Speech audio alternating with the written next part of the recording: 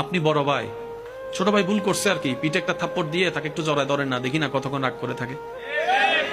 আপনি ছোট ভাই, বড় ভাই একটা কিছু করছে আর কি, আপনি বড় ভাইকে পিছন থেকে জড়ায় ধরেন, ভাই যতক্ষণ মাফ না করবো আমি ছাড়তেছি না। সে হয়তো প্রথমবার ধাক্কা দিয়ে বলবে তোর সাথে আমার কোনো সম্পর্ক নাই, দ্বিতীয়বার ধাক্কা দিয়ে বলবে তুই আলাদা আমি আলাদা। 5টা মিনিট দেখেন না, রক্ত তো রক্তকেই টানবে, কথা বলেন ঠিক কিনা?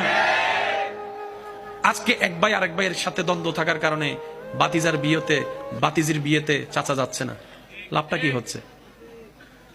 অনুরোধ করে বলি, একটা হাদিস মনে রাখবেন, নবী রহমাতুল্লিল আলামিন বলছেন, দুইজন দ্বন্দ্বকারীর ভিতরে যে যত তাড়াতাড়ি তার বিপরীত পার্সনকে মাফ করে দিবে, আল্লাহ তাআলা খুশি হয়ে তত তাড়াতাড়ি তার গুনাহ মাফ করে দিবে।